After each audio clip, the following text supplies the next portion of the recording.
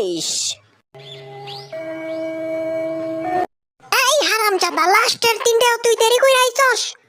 কি কইলেন স্যার? লাস্টের দিন? তার মানে আজকে তো স্কুল বন্ধ, আর জীবন স্কুল আওয়া লাগবো না? আরে হারামখোর, 1 মাসের লেগে বন্ধ হইব, কালকে থেকে রোজা না? কালকে দিয়েছে রোজা, ওইটা তো আমি ভুললেই গেছি। এখন আজকে ইচ্ছা মতন হোমওয়ার্ক দেওয়া শুরু করবো। আমি জানি তুই কি ভাবতেছস। তুই ভাবতেছস আমি আবার আগের বছরের মতন ইচ্ছা মতন হোমওয়ার্ক দেবো, তাই না? হ্যাঁ। এই নবিতা, রোজা রাখছস তো কি হইছে? দুনিয়াতে আর কেউ রোজা রাখে না? যা রোজা রাখাই হোমওয়ার্ক কর। কিন্তু তুই যা ভাবতেছস তা কিন্তু ঠিক না। আমি আগের বছরের মতন হোমওয়ার্ক একদমই দিব না। আমি এবার তার চেয়েও বেশি হোমওয়ার্ক দেব। তুই সায়েন্সের প্রত্যেকটা বই সলভ করে আবি। কিন্তু স্যার আমি তো আর্টসে পড়ি। ঠিক আছে, তাহলে আর্টস আর সায়েন্স দুইটা একলগে কইরা নিয়ে আবি।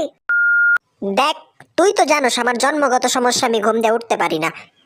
তো আব্বা আম্মাই যখন উঠবো তুই আমার দয়া করে একটু ডাইকা দিস। আমি যদি মইরাও থাকি তারপর আমার ডাইকা দিস। দরকার হলে ঝাড়ু দিয়ে তুই পারি দিস, তাও আমি কিছু করবো না। ঝাড়ুর বাড়ি? তোরে তো বোম মারলেও তুই উঠবি না। প্লিজ ভাই, আমার একটু জায়গায় দিস। প্রত্যেকটা বছর আমি সেরি করবো, বাবা ঘুমাই আর ওইটা দুপুরের খাওয়ান খাই। প্লিজ ভাই, প্লিজ। আচ্ছা আচ্ছা ঠিক আছে, ভিক্ষা চেষ্টা আর ডাইকা দেবো নে।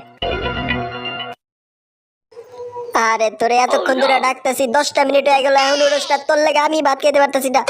আরে ডিস্টার্ব করিস না, যা তো। তুই নিজে তো খাবি না, আমারও খাইতে দিবি না। কিরে, সারা জীবনে জমা সব ময়লা কি এখন সাফ করবি নাকি? তাড়াতাড়ি কর। এই নবিতা, তাড়াতাড়ি বাইরে আজান দিয়ে দিল, আমি বাথরুমে যাবো। দেখছো কাহিনী, হারামজাদা এখনো ওয়ে খাওন নিয়ে বয়ে রইছে। আর একটু পর দিব আজান। আল্লাহু আকবার, আল্লাহু আকবার, আল্লাহ। কি যে কমো, রমজান মাসে সকাল 7টা দিয়ে দিছে প্রাইভেট। হ্যাগো কোনো কাম নাই, আর আমাকেও কোনো প্রতিবাদ নাই। যদি কোনো রকম লেট হয়, স্কুলেও লেট, কোচিংয়েও লেট, সব জায়গায় লেট। তোর নাম আমি লেট রাইখা দিব। কিরে, এত সকাল সকাল কই যাস? দেখ, আবার কিন্তু বলো না তুই কালকে ঘুম দিয়ে উঠা সেহরি খায় আজকে রোজা রাখতে পারছস। আর রাখলেও তুই যা বাথরুমে গিয়া পানি খাস ওটা আমি খুব ভালো করেই জানি। বাহ, তুই তো দেখতেছিস সবকিছুই জানোস, কিন্তু একটা জিনিস আমি কিছুতেই বুঝতেছি না, তুই এখন বাইরে কি করস? এটা না বুঝার কি আছে, আমিও তোর মতন পড়তে যাইতেছি। না, আসলে আমি বলতে চাইতেছি কি, রমজান মাসে তো সব শয়তান আটকে রাখে, তুই বাইরে কি করতেছস? তোর এত বড় সাহস, তুই আমার এই কথা কস?